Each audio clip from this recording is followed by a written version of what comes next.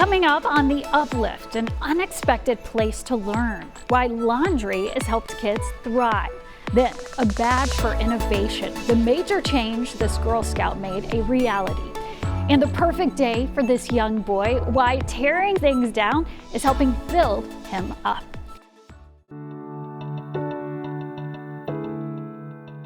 Welcome, friends, to the Uplift. In this digital series, we're going to be sharing some of our favorite stories we hope will put a smile on your face. It's our goal to try and lift your spirits here for at least the next 30 minutes, hopefully for a lot longer. I'm Susan Elizabeth Littlefield. We're so grateful you're with us. We all know someone who you can never seem to surprise. And for one U.S. Army soldier, that someone is his wife. But he still wanted to take on that challenge. He had been deployed in Kuwait for 9 months, and he wanted to surprise his wife at a Luke Bryan concert in Wisconsin. Strangers at the concert helped him keep the secret to make sure that he pulled it off. And it worked. Take a look.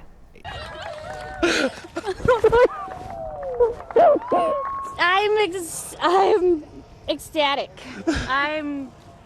I don't want to let him go. She let him go briefly, but only to hold the card he made for her. It read, "Surprise, honey, I'm home." Here are two things you may not think go together: literacy and laundry. But in St. Paul, they're making for an important pairing. This Read, Play, and Learn space at North End Laundry was just unveiled. It's a space where kids will have access to early learning and reading supplies while their caregivers do laundry. This is all part of a program by the Laundry Cares Foundation, Too Small to Fail, and the Laundry Literacy Coalition. Having that, the ability for the kids to come in, spend some time with their parents, and pick up a book, take it home with them, read it, maybe do some art projects while they're here. All that stuff just felt like the right thing to do. There are also sites just like this in Shakopee and Rush City. A Long Leg Girl Scout is doing something to protect Minnesota families that no one has ever done before. And she has something much bigger than a badge to prove it. So you started 4th grade. I started 4th grade. McKenna Prevost is 5 years into her Girl Scout career. We've done mountain biking. We do a lot of horse riding. We have gone to Canada once. What do you think are some of the things you've learned or taken from it? I have learned a lot about my community. And she wants to go all the way. She has a dream of one day getting a gold award, Girl Scouts top ranking. But first, she needs a silver. The silver award, what you do is you try to make an impact on your larger community. And boy, did she ever. After brainstorming with her mom, she had an idea stemming from a concern. My siblings are neurodivergent, and I have a grandma who has Alzheimer's. And so I was just thinking, what would happen if my mom or dad got into a car accident and my siblings were left home alone and they weren't able to take care of themselves?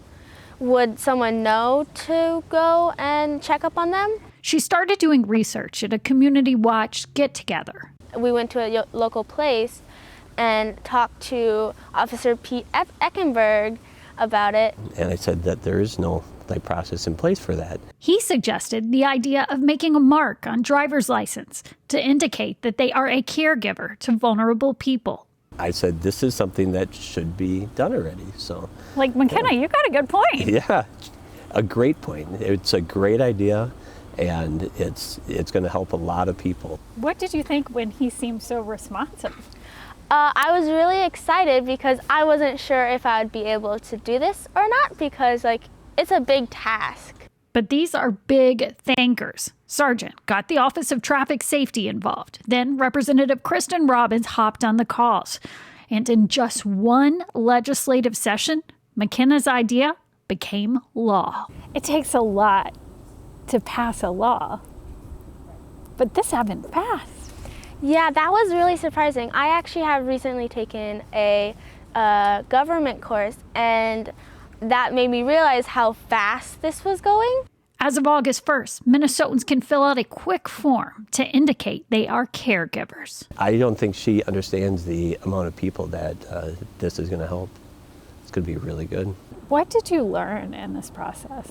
Even if you have a small idea and you don't know where to take it and you don't know if it could actually happening, even putting it out there can make it a reality. Yes, it can.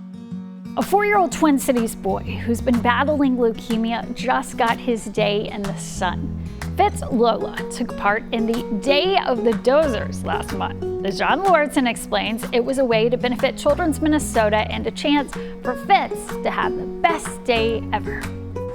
There's no one more obsessed with trucks than Fitz. Stephanie Lola estimates that her son already has 75 Tonka trucks and counting.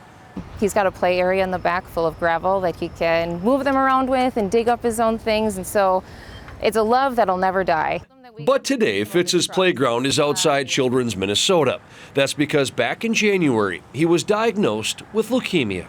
You know, as a mom, just something's not right. So I was sent down here, and within a matter of hours, they knew his diagnosis. After months of chemotherapy, this 4-year-old construction enthusiast is about to be rewarded. The most important part is seeing the faces of these children. Tony Fratellone and Matt Brentison are among more than 30 different contractors who donate millions of dollars in machinery for Day of the Dozers. It'll take place this weekend at ERX Motor Park in Elk River. At the event, kids get to ride inside of all kinds of different heavy equipment that they see out and about every day.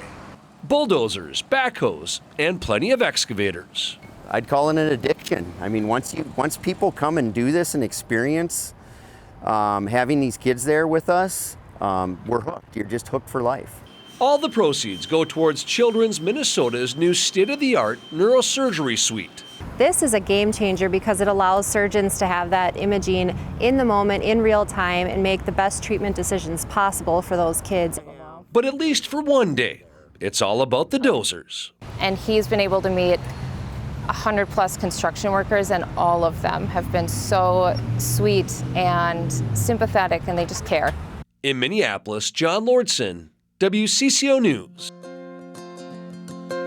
Up next, a new way to help the Hmong community cope with mental health. How these therapists stepped out of their comfort zones to make it happen.